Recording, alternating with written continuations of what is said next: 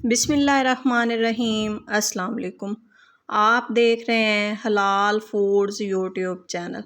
आज मैं आपके लिए सब्ज़ चटनी की रेसिपी लेकर आई हूँ। इस चटनी को बनाकर आप 2 से 3 माह तक आराम से इस्तेमाल कर सकते हैं। बहुत ही स्पाइसी और चटखारेदार ये चटनी बनती है।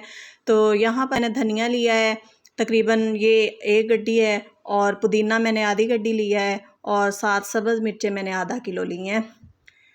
इन सारी चीज़ों को मैंने अच्छी तरह से वॉश कर लिया है, और वॉश करने के बाद फिर मैंने इनको किसी साफ़ कपड़े पे फैला के इनका सारा पानी जो है उसको मैंने ड्राई कर लिया है। यानी इसके अंदर जो है ये हमने पानी का एक कतरा भी नहीं रहने देना है। पुदीना जो है इसकी सिर्फ मैंने पत्तियां ली हैं, क्योंकि पुदीने की डंडियां हार्ड होती हैं, तो इसलिए आप भी कोशिश कीजिएगा कि सिर्फ पुदीने के पत्ते ही हम यूज़ करें इस चटनी में।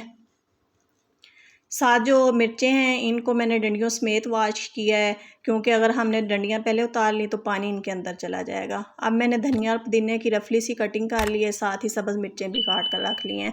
सब्ज़ मिर्चों को पहले हम साइड पे रखते हैं, और एक मैंने चॉपर लिया है, और इसमें हमने कटिंग किया हुआ धनिया और पुदीना ऐड कर देना है। मैं यहाँ पर चॉपर का इस्तेमाल कर रही हूँ। अगर आपके पास चॉपर नहीं है तो आप इसको कूट भी सकते हैं चटनी को। इसमें 50 ग्राम मैंने छिला हुआ लहसुन ऐड कर दिया है, और 1 चम्मच इसमें मैंने नमक डाल दिया है। नमक आप अपने टेस्ट के मुताबिक इसमें ऐड कर सकते हैं। आप ढक्कन लगाएंगे चॉपर का, और इसको अच्छी तरह से यानी फाइनली चॉप हमने कर लेना है। बिल्कुल ऐसे बारीक सा हम इसका पेस्ट सा बना लेंगे। ये देखिए बिल्कुल फ़ाइन चॉप हो गया है ये। अगर तो आपके पास चॉपर है तो आपका काम बहुत इजी हो जाएगा, और अगर चॉपर नहीं है तो फिर आप इसको कुंडी में कूट लीजिएगा बिल्कुल बारीक सा। अब इसमें हमने कटी हुई हरी मिर्चें भी डाल देनी है, और इनको भी चॉप कर लेना है। बहुत ही स्पाइसी और चटखारेदार ये चटनी बनती है। इस चटनी को आप पराठे, चावल या कबाब किसी चीज़ के साथ भी आप इसको इस्तेमाल कर सकते हैं।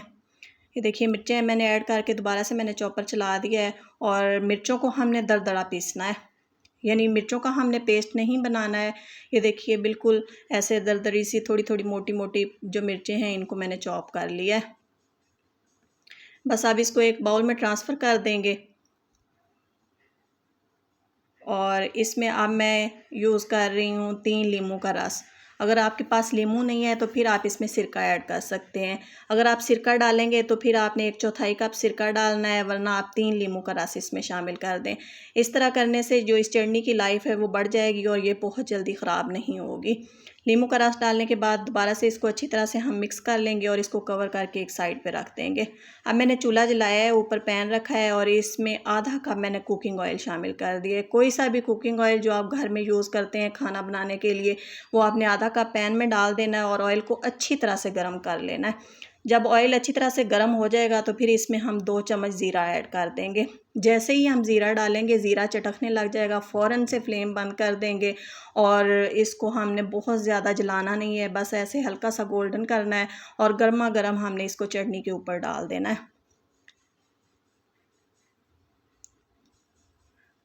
ये देखिए ये मैंने कुकिंग ऑयल और ज़ीरा जो है ये चटनी के ऊपर डाल दिया है। बस इसको एक दफ़ा अच्छी तरह से हमने मिक्स कर लेना है, और अभी ये बहुत गर्म है। जब ये रूम टेम्परेचर पे आ जाएगी तो फिर हम इसको किसी जार में डालकर तो फ्रिज में रख देंगे, और 2 से 3 माह तक हम आराम से इसको इस्तेमाल कर सकते हैं। ये खाली जैम वाली बोतलें हमारे घरों में मौजूद होती हैं। इनको मैंने अच्छी तरह से वॉश कर लिया है, और वॉश करने के बाद इनको मैंने ड्राई कर लिया है। इसमें मैं ये चटनी भर के तो रख दूँगी। इसको आप सैंडविच और बर्गर वगैरह में भी इस्तेमाल कर सकते हैं। बहुत ही स्पाइसी और चटखारेदार हमारी ये चटनी तैयार होती है।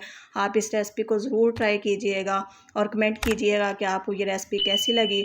चैनल को सब्सक्राइब कीजिएगा। मिलते हैं दोबारा एक अच्छी और नई वीडियो के साथ। जब तक के लिए अल्लाह हाफ़िज़।